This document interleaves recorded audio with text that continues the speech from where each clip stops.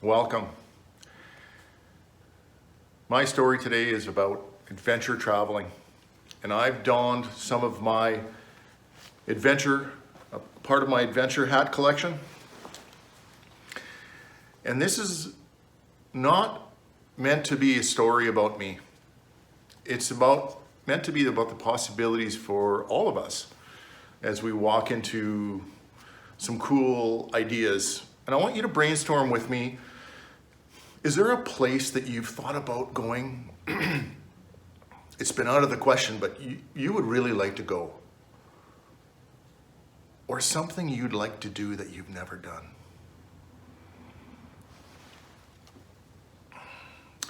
I'm going to be talking to you and giving you some tips. And the experiences and tips that I'm giving you come from several trips, cycle touring trips that I'd made as a teenager. And in addition, I'm going to be giving you some Dr. Seuss quotes.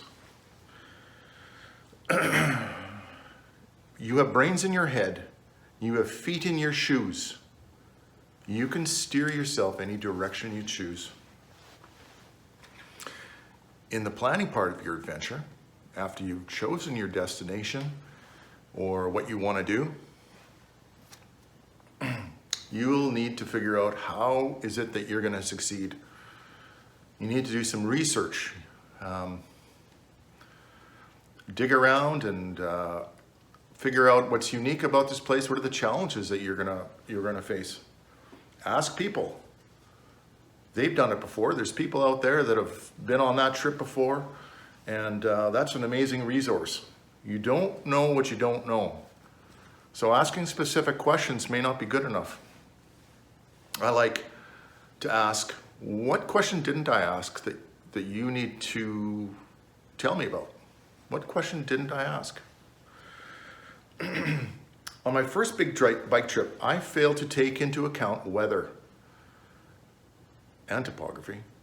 But by the time I hit Calgary from Saskatoon, I was absolutely exhausted. I had headwinds all the way. I had no idea that this was going to happen, and I did not make adjustments. I arrived in Calgary absolutely, utterly exhausted. And from Dr. Seuss. I'm sorry to say so, but sadly it's true. That bang-ups and hang-ups will happen to you. We now move into the preparing stage. The prepping stage is it's the action part of planning. So getting ready and prepared for cycle touring may include buying things like rain gear, tents, more tubes for your bike tires, maybe includes acquiring more camera gear, recording devices, shoes, special cycling shorts. So that's part of the fun, and it's a large part of the fun is preparing, because now you're beginning to think about the trip and you're imagining what it's going to be like. And it's almost as fun as the real trip, and it's a lot easier actually. So when I was 15, my big solo trip that I made from Saskatoon to Kelowna, I actually ran out of money in Revelstoke. This is before cell phones, before Interact. I remember going into a restaurant hoping and praying I could buy something for 25 cents. And of course I couldn't. I ended up, I was still 2 days away from Kelowna, where my friend lived. And so I managed to ask a local business whether they'd phone my folks so that I would be given $25 and my parents could bank transfer the $25, and that worked out, and I got to eat. But I was very hungry for most of a day, and it was very uncomfortable. When you're cycling, you go through a lot of calories. Well, your adventure begins. And here's a quote from Ian Buttal Butala. Traveling adventures leave you speechless, but they turn you into a storyteller. Did you know we have 2 fellow students in the Dream Team that race animals? Darla races chuck wagon, and Caitlin races sled dogs. I look at sled dogs as just being mini horses. And but you know what? How cool is that? Maybe we'll end up taking one another for a weekend and sharing that experience. I can't imagine either one, but it would be, I think it'd be terribly exciting to be involved in that.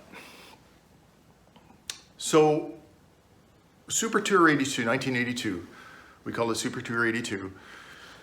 We had come up from California to Vancouver Island along the coastal highway, and now we're cycling north out of Victoria on the Mallet Hat Highway,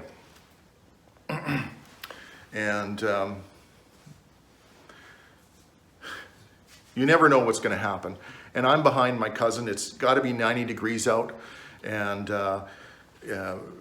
I'm behind by a quarter of a mile. We've been grumpy with each other. This is like the 3rd last day of a major, probably I think it was a 3-week trip that we were on. He's ahead of me, and I see I'm cycling along, kind of grumpy, and I see in my rearview mirror, it's a truck, a semi-unit coming along. He's coming along at a good clip, way faster than me, but slow for a truck. And so I'm like, maybe I can catch him. And I start pedaling. Come on, come on, come on. Bam! I grab on and I settle my bike down. Keep it. Oh man, whew, I can't believe it. And I look up in the rearview mirror, and the truck driver's like, right on. And so there I am. It's like unbelievable. There's no effort whatsoever for me to just keep going. And as I ride by my cousin Dave, I yell, grab on! Of course, I know he can't catch the truck. There's no way he can do it. But I wanted to appear to be interested in him getting to the top too. Anyway, to make a long story short, I beat him to the top.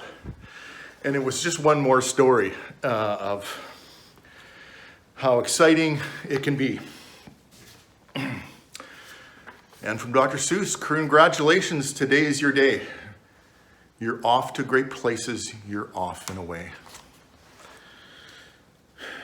Problems and opportunities. Opportunities are actually disguised as problems often. I have well over 100 stories, lifetime stories. Every single one of them is a disaster in the moment. But there's been a turnaround, and I can look back and laugh at it, and I can tell you that the best times in my life, some of the best times in my life were disasters in the moment. And maybe that's the same with you. So what's the worst thing that can happen? Like, it's not going to happen. It's like diving off a diving board into a pool, and it's like, it's going to be, we don't know how it's going to turn out, but it's going to be great. Somehow it's going to be great, right? So in 1981, I'm 16, and I'm with my cousin David. We're on the west side of the mountains. We're between Golden and Revelstoke somewhere. And I've been pulling him up hills. His right knee is done. It is making clicking noises. And I am pulling him with a rope up the hill. And there in the valley below was a freight train. And my cousin said, we should ride the train. And I'm like, what? Yeah, he goes, it's stopped, look it. And it's faced towards Vancouver. I'm like, holy shit, let's do it.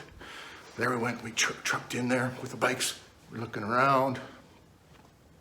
Let's get on. And there's an open boxcar. The boxcars are very high, right to my chin. We managed to get in. And we rode about 50 miles to Revelstoke, and it was glorious. I highly recommend hoboing. If you have the opportunity, just go right ahead. And trains don't go very fast. At the top speed, they might be going 30 miles an hour. I'm guessing. I have no idea. I'm not a conductor, but what a glorious situation that we got involved in. There's a place you could sprain both your elbow and shin. How dare you stay out? How dare you go in? How much can you lose? How much can you win? And to my fellow students, you are a small decision away from reigniting your adventure imagination. Where will you go? What will you do? And from Dr. Seuss, oh, the places you'll go, there is fun to be done. There are points to be scored. There are games to be won. The magical thing that you can do with that ball will make you the winningest winner of all. Thanks for listening.